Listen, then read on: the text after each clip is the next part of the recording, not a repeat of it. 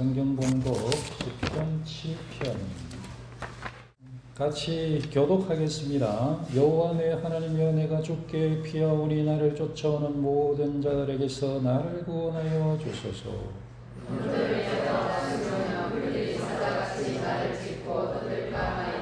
여호와 내 하나님이여, 내가 이런 일을 행하였거나 내 속에 손에 죄악이 있거나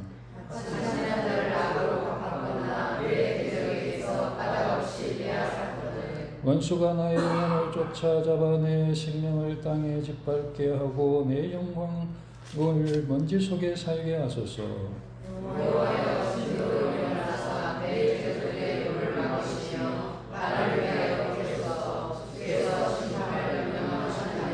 민족들의 모임이 주를 두르게 하시고 그 위 높은 자리에 돌아오소서.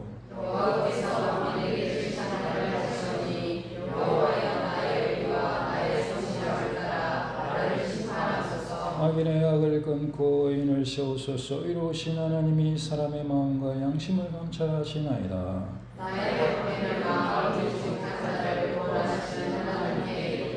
하나님은 의로우신 재판장이시며 매일 분노하시는 하나님이시로다.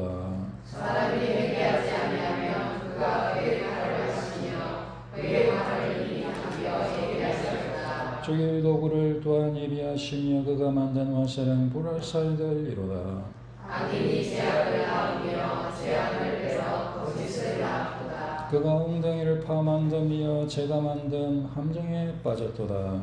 그의 재앙은 자기 머리로 떠나고 그의 과wan 자기 손에 내리리라. 내가 여호와께 그의 의를 따라 감사하며 지존하신 여호와의 이름을 찬양하리로다. 요즘 그 그리스도인들이 핍박을 받을까요, 안 받을까요? 일반적으로 우리가 생각할 때에 요즘 무슨 21세기에 무슨 예수 믿는다고 무슨 핍박이 있겠나 이렇게 우리가 생각할 수 있겠지만은 상당히 전 세계적으로 핍박이 있습니다. 미국 같은 경우에도 이제 기독교 상징물들, 십자가나 이런 것들, 그런 것들을 직원들이 사용하는 것에 대해서 조사를 받는 그런 굉장히 불공정하죠. 키잡을 쓴다든지 그런 것들은 너무나 당연하게 받아들이고 못 쓰게 하면 막 고발하고 이러는데 그런 이제 차별을 당하는 것들이 모습이 많이 있죠. 유럽 같은 경우에는 거의 더 심각합니다. 유럽 같은 경우에는 프랑스나 영국 같은데 천주교 수녀들이 공격을 당한다든지, 그럼 바깥에서 조용히 기도하고 있는 사람을 왜 기도하냐 이렇게 해서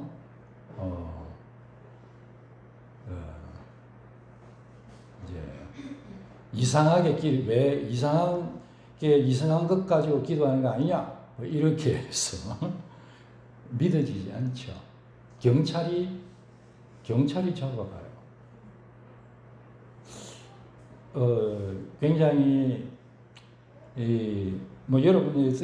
여러분들이 그런 일이 있을까 싶은데 최근의 일입니다. 최근에 기도하고 있는 사람을 그렇게 공공장소에서 어떻게 했다 이런 식으로. 올해 파키스탄에서는 이제 이런 나라들은 이제 이슬람 나라 또는 이제 그 이슬람 사람들이 많이 있는 그런 곳이죠.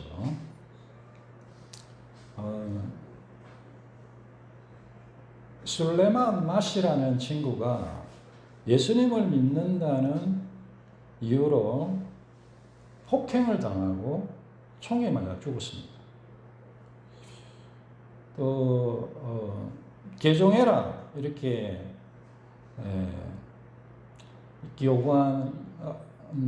요구를 받은 청년 와카스 마시도 정말 잔혹하게 폭행을 당했다. 올해 있었던 일입니다. 아주 최근에는 지난달에 나이지리아에서 6월 달에 그죠? 이슬람 그 사람들을 뭐 표현은 늘 이슬람 극단주의자 그렇게 얘기를 하죠. 근데 뭐 그냥 이슬람이죠. 이슬람들 일부 이슬람이죠. 일부 이슬람들에 의해서 기독교 마을이 공격을 당해서 200명 이상이 죽임을 당했습니다. 지난달에 대부분 이제 이들은 믿음을 지킨다. 이제 그런 이유로 이렇게 큰 고통을 당하고 있는 그런 모습이 되겠습니다. 우리가 우리 주변에 혹은 내가 이와 비슷한 그런 일을 당한다면 얼마나 억울하겠습니까? 내가 예수를 믿는다라는 것이 예수를 믿는다고 폭행을 하고 불이익을 주고 또 심지어 뭐 주변 사람을 죽이기로 한다라고 했을 때에 그 상황이 얼마나 기가 막히겠습니까? 뭐 멀리 갈 것도 없이 뭐 차 타고 한두 시간만 가면 이쪽으로 가면 북한이 있는데 북한은 예수 이름도 얘기 못 하잖아요. 그런 뭐 예수 믿는다고 온 가족들을 가두고 고문하고 죽이고 강제 노동을 시키고 있는 거죠. 예수 믿는 것이 죄가 됩니까? 참 그 억울함이라는 것이 얼마나 하겠습니까? 이 세상에서 이런 이제 세상의 어떤 구조나 정치 제도나 또는 종교적인 차이로 인하여서 이제 그런 이제 일들을 당하는 경우가 있죠. 우리 사람들 사이에서도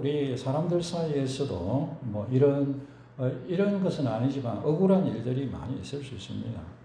정직하게 그렇게 살아왔는데 사람들이 오해를 하고 그렇게 해서 불이익을 당하고 그렇게 할 때에 너무나 우리가 억울하죠.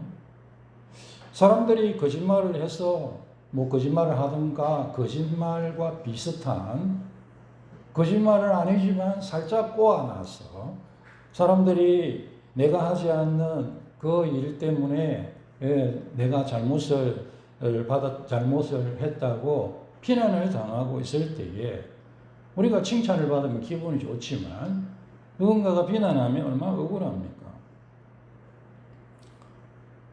누군가의 인생에는 누군가의 교묘한 조작으로 뭐 어떤 사람들의 이익이나 또는 그런 여러 가지 우리 복잡한 이유들이 있죠. 근데 그런 상황 가운데서 그 교묘한 그런 어떤 말장난이나 어떤 그런 행동을 통해서 다른 사람들이 나를 오해하고 수근거리고 앞에서 욕하고 뒤에서 욕하고 비난하고 그렇게 만드는 경우를 사실은 우리가 뭐 즉각적으로는 몰라도 세월이 지나면 그런 일이 있으면 직간접적으로 알게 되는 경우가 많죠. 그럴 때 참 억울하죠. 그런 이제 상황이 설 수 있죠. 그리고 이런 큰 어떤 정부나 종교나 정치나 뭐 그런 부분에 핍박 있을 수도 있고 또 사람들 사이에 이런 일도 있을 수 있고 개인적으로 또 억울하다 그런 이제 생각을 할 때도 있겠죠. 막 정말로 최선을 다해서 그렇게 노력하며 사는데 열매가 나타나지 않는 거예요. 뭐 삶의 열매도 없고 주변에서 뭐 인정하는 사람도 아무도 없고 이제 그런데 주변에 이제 어떤 사람들을 보면 정말 세상 말로 해먹을 것 다 해먹으면서 끓여 사는데도 그냥 뭐가 잘 돼요. 그런 거 보면 참 억울하다 이거. 내 인생이 이런가? 이제 그런 생각을 우리가 할 수가 있겠죠. 이런 여러 가지 상황들에 있어서 우리가 억울한 일이 있을 수 있습니다. 이런 억울한 일을, 억울한 감정을 여러분 다 한두 번씩 느꼈을 것이고, 어쩌면 요즘 최근에도 그런 억울함을 느끼실 수 있습니다. 뭐 이렇게 내가 가만히 있는데 저쪽은 온갖 것을 다 해놓고 조그만한 그 건덕지도 안 되는 거 가지고 막 몰아붙이고 이제 그런 상황. 그러면 대꾸하기 싫으니까 가만히 있으면 그것이 또 그것이 이유가 돼가지고 뭐가 어쩌고 그렇게 할 때 참 우리가 억울하죠. 억울함을 느낄 수 있습니다. 그럴 때에 우리가 그 감정을, 우리가 그 감정 그 속에 있는 그 억울함의 감정에 붙잡히게 되면 그 분노를 일으킬 수 있죠. 분노하거나 그것을 분노해서 주변에게 쏟아놨든지 아니면 내가 억울하다 이렇게 하면서 이 사람 저 사람에게 막 그 억울함을 토로할 수도 있을 것입니다. 그런데 성경은 우리의 그 억울함 상황을 그렇게 하지 말라 그렇게 많이 얘기하고요. 오늘 이 시에서는 사실은 이 시 안에 들어있는 이 속의 내용으로서는 그 하나님 앞에 이 억울함을 가져와야 된다는 거예요. 하나님 앞에 나의 억울함을, 우리의 억울함을 호소해라 그렇게 말합니다. 다윗은 자기의 그 억울한 상황에서 하나님께 부르짖습니다. 하나님께서 오늘 우리 이 성경에서 하나님은 어떤 분이신지, 우리는 어떻게 이 상황 가운데서, 그런 상황 가운데서 반응해야 되는지, 우리는 어떻게 억울한 상황들을 이길 수가 있는지, 그런 것들을 우리가 말씀을 통해서 듣게 되는 것입니다. 이런 시들을 이제 탄식시 그렇게 얘기하죠. 억울한 일을 당하고 그 어려움을 당하고 그런 가운데 하나님 앞에, 나는 하나님 앞에 무죄합니다. 하나님께서 이 상황들을 판단해 주십시오. 그렇게 하면서 하나님께서 의로운 재판장이시다. 하나님은 의로운 재판장이시기 때문에 한번 따라합시다. 하나님은 의로운 재판장이십니다. 하나님께서는 의로운 재판장이시기 때문에 사람들의 마음과 동기와 그 모든 것들을 정확하게 평가하시고 살피시는 분이십니다. 믿음의 사람들은, 의인들은 억울한 일을 겪어도 하나님께 맡기고 기도해야 됩니다. 예수님 안에서 우리는 어렵다 하심을 받았기 때문에 하나님 앞에 담대히 나아갈 수 있습니다. 이런 내용으로 여러분께 말씀드리고자 합니다. 하나님께서는 의로운 재판장이십니다. 다윗은 그 억울함 속에서 하나님께 그 심판을 재판을 요청합니다. 여호와께서 만민을 심판하십니다. 하나님은 의로운 재판장이시며 매일 분노하시는 하나님이시다. 하나님께서 의로운 재판장이시라는 것은 하나님께는 조금의 오류나 잘못된 판단이 없으시다는 거예요. 하나님께서는 늘 정의롭게 너무나 공정하게 심판하시는, 재판하시는 분이시다. 의로운 재판장이시다. 하나님께서는 여러 가지 눈에 보이는 그런 것들을 정확하게 보시고 평가하십니다. 그것뿐만이 아니라 그 동기까지, 사람의 마음과 그 사람의 양심까지 다 보시며 판단하시는 분이시다. 의로운 재판장이다. 여기서 심판하신다라고 할 때에 단순하게 벌을 준다 그것만은 아니고 진실을 잘 드러나게 하고 억울함을 풀어주시는 그런 판결을 하시는, 재판을 하시는 그런 분이다. 하나님은 의로우신 재판장이시다. 의로운 재판장이 계시다라는 것을 우리가 기억하고 의로운 재판장이 우리 하나님이시라는 것을 믿음으로 붙들어야 되겠습니다. 세상에서는 재판할 때에 힘에 따라 재판되는 경우가 너무나 많습니다. 힘, 권력, 돈, 얼굴, 이제 그런 것으로 재판이 굽어지죠. 재판이 이렇게 딱 달라야 되잖아요. 근데 이렇게 가기도 하고 이렇게 가기도 하고 이 재판이요. 저는 그래도 한국은 그래도 이만하면 그래도 법치주의라고 생각하는데도 이게 나이를 저도 한두 살 먹으면서 이런저런 일들을 보니까 이 재판이 이렇게 곱게 안 되는 경우가 꽤 많은 것 같아요. 우리나라는 그래도 저는 괜찮은 나라라고 생각해요. 어느 정도 법치가 그래도 작동하고 있다고 생각합니다. 옛날에 제가 강도사 시절 때 그 교회 괜찮은 교회라서 아주 큰 교회는 아니었지만 그 재판관 한 분, 집사님 한 분이 있었어요. 아이고, 너무나 인격적이시더라고요. 그런 대로 그렇게 저는 작동하고 있다고 생각하는데도 그러나 어떤 경우에 보면 돈에 의해서, 권력에 의해서, 혹은 얼굴에 의해서 그렇게 재판이 굽어지는 경우가 있습니다. 그러나 우리 하나님은 절대적으로 공정하시고 공의로우신 정의로우신 재판장이십니다. 하나님 이 세상에서는 드러난 증거 가지고만 재판하죠. 분명히 저렇게 분명히 죄 지었어. 그런데 증거가 없어요. 그러면 무죄예요. 세상에서는 증거가 분명해야 증거가 있어야만 그 재판에 죄를 묻는 거예요. 그러나 우리 하나님께서는 그 드러난 죄뿐만이 아니라 드러난 증거뿐만이 아니라 마음의 여러 가지 것들, 감추어져 있는 것들까지 다 공정하게 그 중심을 꿰뚫어 보시는 분이십니다. 사람은 외모를 보거니와 여호와는 중심을 보시느니라. 하나님께서는 의로운 재판장이십니다.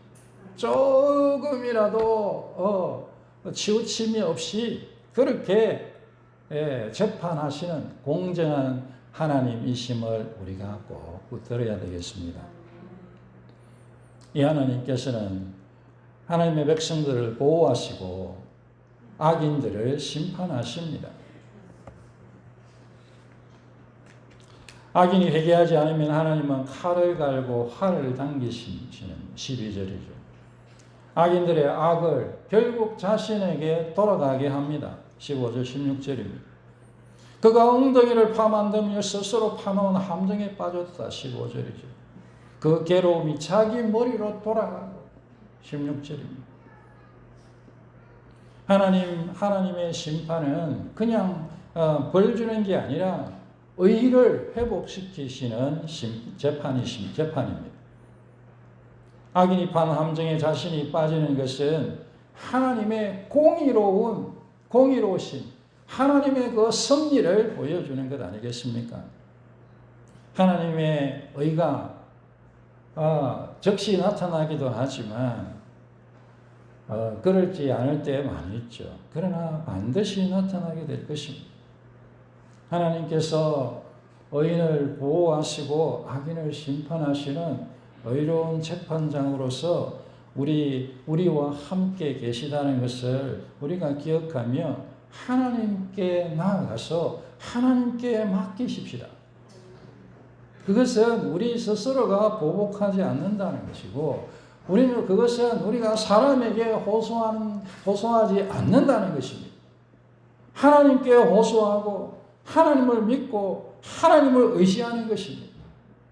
하나님께 기도하고 간구하는 것입니다. 우리의 억울함을 가지고 나의 억울함을 가지고 하나님 앞에 호소하십시다. 하나님 앞에 간구하고 기도하십시다. 하나님께서는 의로운 재판장이십니다. 우리는 사람에게 막 고함 지르고 싶은 그 마음이 있죠. 야, 너 왜 그렇게 해서 좀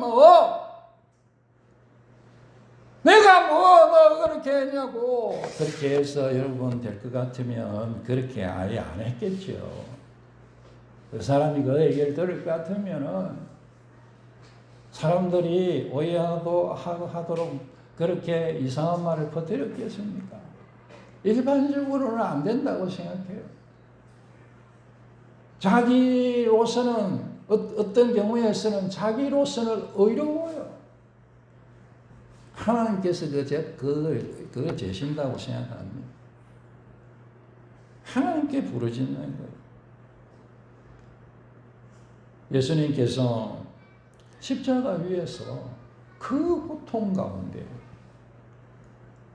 엘리 엘리 라마 사박다니 나의 하나님 나의 하나님 어찌하여 나를 버리시나이까. 엘리 엘리 라마 사박다니 그렇게 외치셨어요. 그 십자가 위에서요. 하나님이 십자가에 예수님을 단 겁니까? 거기 모인 사람들이 예수님을 십자가에 단 겁니까? 거기 모인 사람들이 조롱을 하는 겁니까? 하나님께서 조롱하고 하시는 건가요? 예수님을 벌거벗기고 때린 것이 하나님입니까? 사람들입니까? 그런데 예수님께서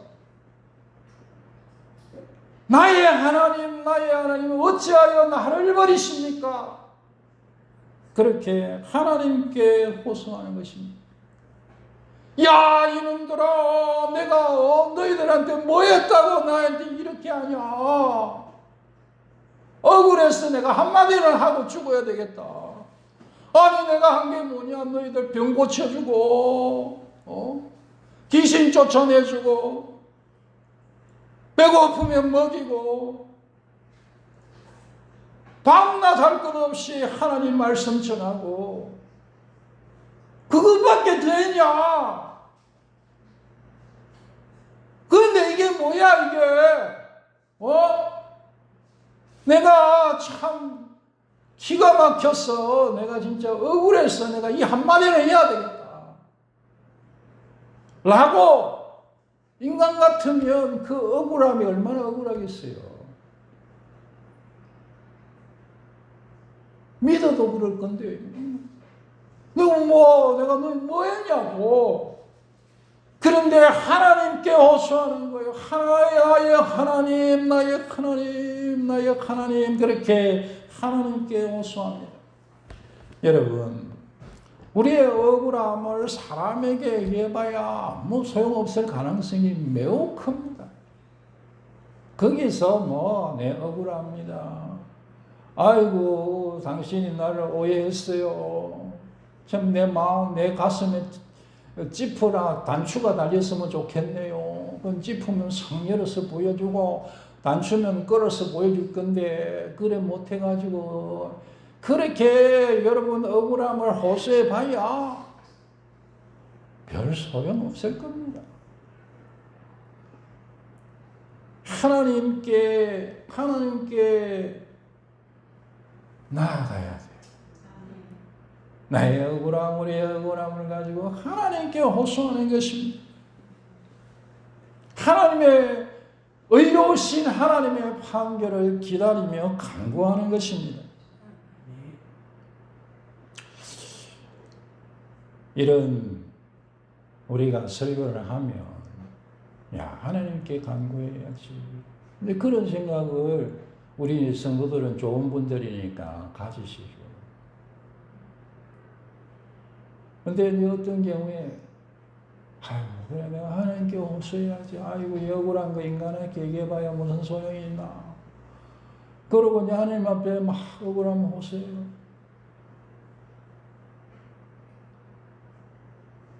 또 거기에도 많은 경우에 해결이 안 돼요. 그 사람은 그대로 있고 그 상황은 그대로 있고 그 일은 그대로 있을 경우가 너무나 많습니다.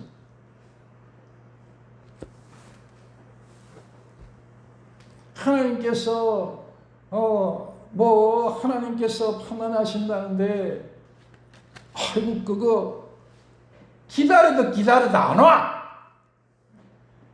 그냥 막 우르릉쾅쾅 벼락도 잘 치고 벼락도 어떤 사람 맞더니 하나님 엉뚱한 사람 벼락 맞게 하지 말고 그는 벼락 한번 딱 내려주시면 막 다 해결될 것 같은데 라는 생각이 저 구석 한 구석에 이게 꿈틀꿈틀해요.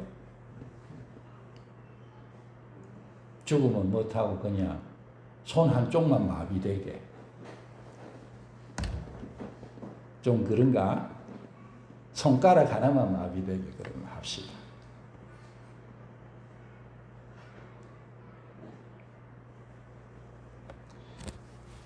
우리가 많은 경우에 하나님께 이 억울함을 호소할 때에 하나님께서는 즉시 해결하지 않으시는 경우가 많습니다.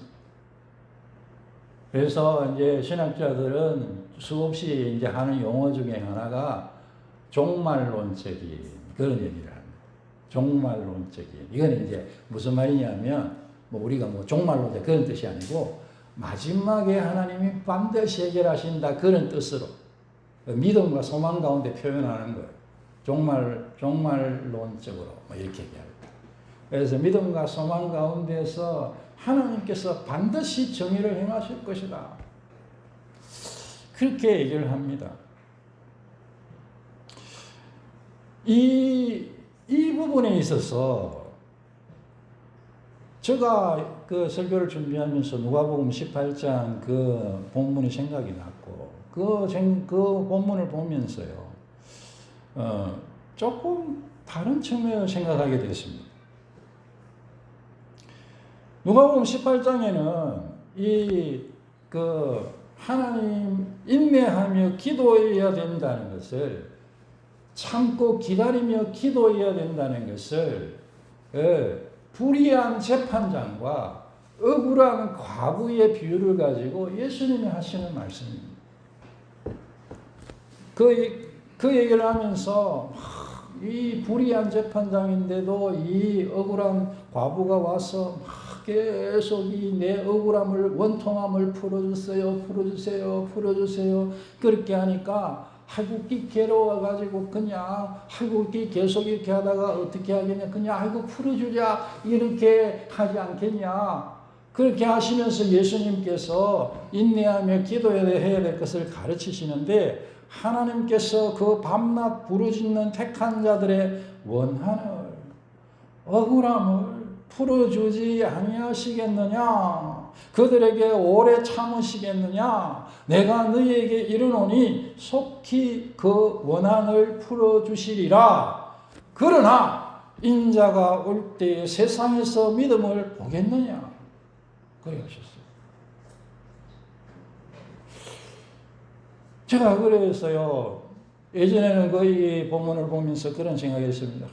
인내하며 기도해. 하나님 오고 주님 그 말씀 맞죠? 인내하며 기다리며 기도하고 하는데 하나님께서 원한을 풀어주신다라고 주님 말씀하시는데 예수님 말씀하시는데 거기에 이 부사가 있죠.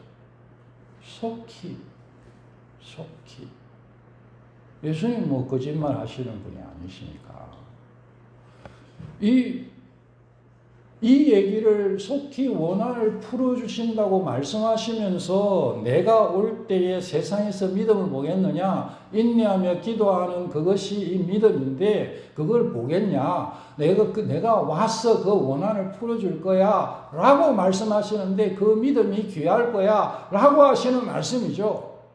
그런데 우리 주님께서 우리 예수님께서는 그 원한을 풀어주시는 그것을 속히 풀어주신다고 얘기합니다. 이거를 여러분께 좀 이렇게 둥그스름하게 그렇게 좀 잘 이해하십시오. 그래서 가만히 생각해 보니까 좀 죄송한 얘기지만 우리가 다 그래 생각해요. 우리의 인생이요 속히 가는 거예요. 우리가 생각할 때는 아이고 얼마나 얼마나 더 오래 기다려야 돼 그렇게 하는데 우리의 인생이 한밤의 경점 같은 거예요. 그냥 쑥 지나가요. 어르신들 그렇죠? 내가 70인 게 믿어지십니까? 분명히 하룻밤 자고 난 것 같은데 70이잖아요. 쑥 지나가는 거예요.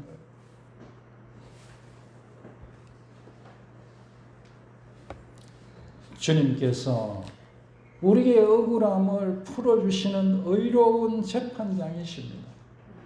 주님 앞에 지금 나에게 이것이 안 보인다 해도 주님 앞에 나아가서 기도하십시다. 주님 앞에 간구하십시다. 우리가 이제 이런 내용들을 가지고 얘기하면 꼭 어떤 분들은 이런 분들이 있어요. 야, 뭘 자꾸 자기는 의인이라 그러고, 무슨 억울한 일을 자기만 당하나, 지는 자기는 잘못한 게 없나, 똑같은 죄 지으면서 억울한 게 억울 안 한 사람이 어딨냐, 니나 내나 다 죄인이지.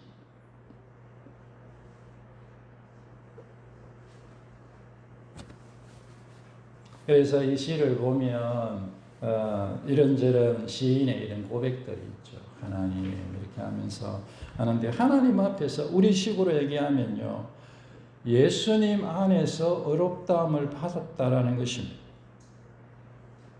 우리는 예수님께서 의롭다 하신 자들입니다. 누가 능히 하나님께서 택하신 자들을 고발하겠느냐? 의롭다 하신 이는 하나님이시니.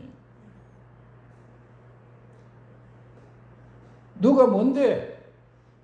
무슨 세상 억울한 일 다 너만 의롭고 세상 다 죄인인 것처럼 그렇게 얘기하냐? 네가 뭔데? 그 얘기는 긍정적으로 볼 수 있는 측면도 있습니다. 있고 또 아닌 부분도 있어요. 하나님의 백성은 그것도 생각하면서 자기를 돌아봐야 됩니다.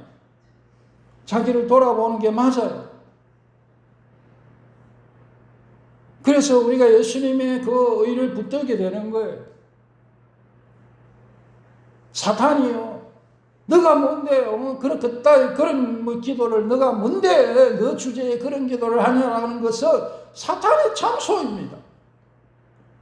내가 억울하고 내가 그리스도인으로서 살아가는 이 삶의 그 어려움에 대하여 하나님 앞에 당당히 나아가서 예수 이름으로 호소하십시오. 우리 루터 선생님은 이런 말씀했습니다. 단지 의를 위하여 핍박받는 것으로만은 부족하다. 의로운 재판장 하나님께 악을 심판하시고 우리를 변호하시도록 기도하라.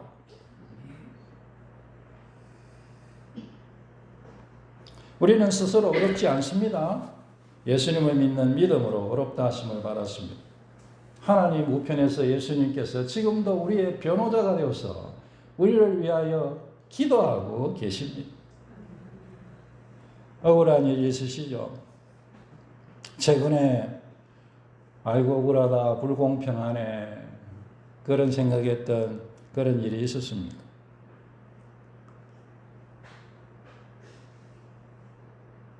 내가 억울한 상황 속에서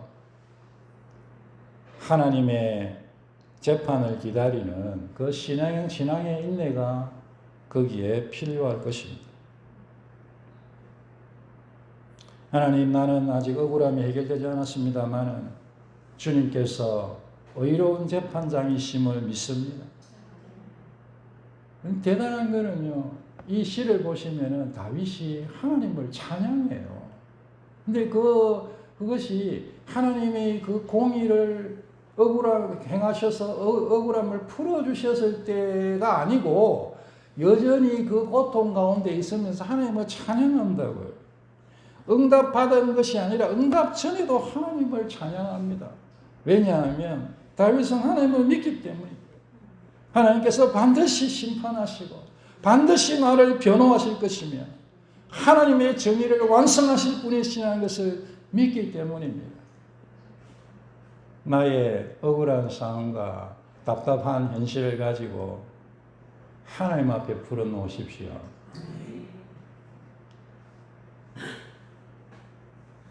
꼭 그렇게 하시기를 바랍니다. 그것이 뭐 여러 가지 측면에서도 굉장히 좋은 거예요.